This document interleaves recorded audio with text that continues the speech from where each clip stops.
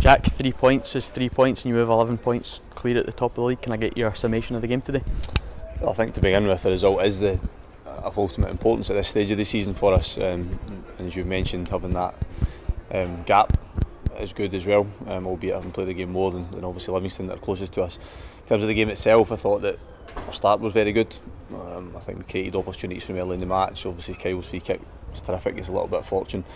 And I thought thereafter we were good up until probably the half-hour mark, and in that period we obviously have the opportunity to go further ahead with the penalty. And I think if we do that, I think the way the flow of the game is, I think it becomes a long afternoon for them. But we didn't. The last part of the first half wasn't great, and that probably continued into the second half. So it's a learning experience for us, because we're going to have to deal with the tension that will come around with being in the position we're in and getting closer and closer. So from that side of things, it's a good experience for us.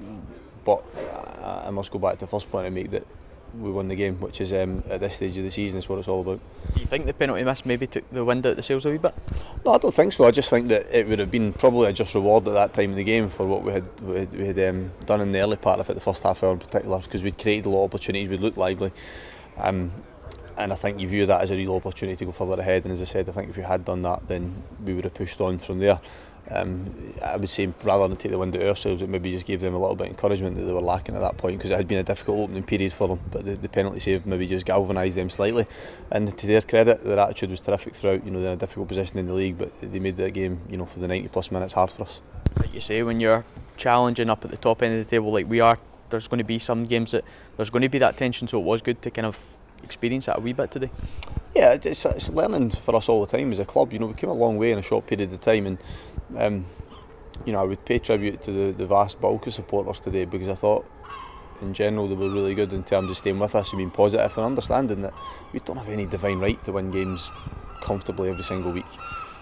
Did we make the game more difficult for ourselves? Possibly, yeah, and did Brechin, I think, played a part in that with their commitment and their efforts within it as well. But there's other people who have to understand that it's not easy to win games. It's not easy to win games regularly in this championship that we've done. To be at 57 points with a game to go in the last quarter, albeit one that will be played later, is terrific, and it gives us a really good platform to try and get enough points in the final quarter that will achieve a success. So I always look to learn things from the game the players do as well, with a good chat at the end of the game, and they'll take something from it in that respect as well.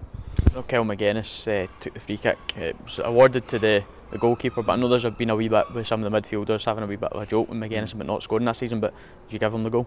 Well, I think it's his. I know that the way these goals are looked at nowadays, they might not give it to him, but I think the quality of the free kick deserves that, and alone I think he's shown in recent games. We've been at him for a while to do it more often in games. Last season it was difficult with Stevie being here, but I think this season we've kind of been on at him to take that responsibility and have that belief within games, and he's shown it, that he's got that quality, because he shows it in training regularly when he practices his set pieces. So pleased that he showed that quality today, and pleased that for me he's off the mark, because he deserved it, because his contribution since he's got back to full fitness has been good.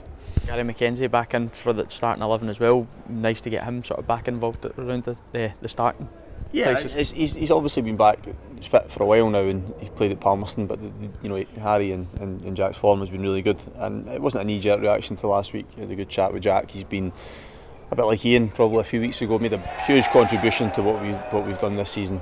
Played a lot of consecutive games recently as well, so it was an opportunity to give him a breather, but also to get Gary game time, because we're going to need everybody between now and the end of the season. So yeah, I'm happy for him to play, and obviously the way the game turned out, Jack ended up making an important contribution in the last 10-15 minutes as well.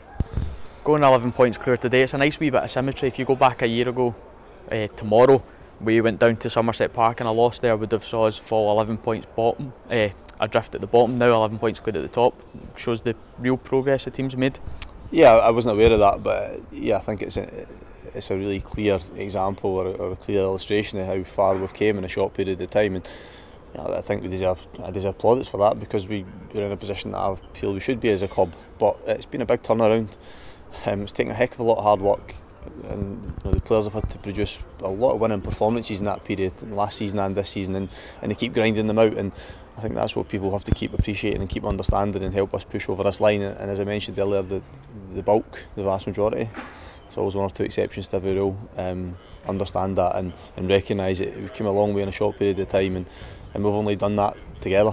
You know, I think that people recognise that from last season. It wasn't just the players on the pitch; it was everybody associated with the club and how that bond between the supporters. And we need that starting from Friday night over these remaining games. Yeah, and just looking ahead to Friday night up to Tannadice, nice to get the week's break after the Falkirk game was moved to March.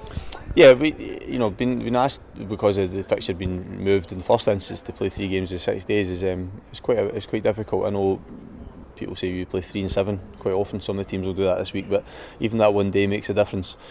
I think it's unusual for any team in Scotland to have to play 3 games in 6 days. So having that free weekend, or sorry, the Dumbarton game being unavailable because of the cup final allowed us to move it, and it gives us this week to prepare properly for going to Tannadice. A massive game for us. We know that's always a really tough venue to visit, but we go there as league leaders, and we look to try and extend the lead when we're there. Jack, thanks very much. Cheers, Jimbo. Thanks, pal.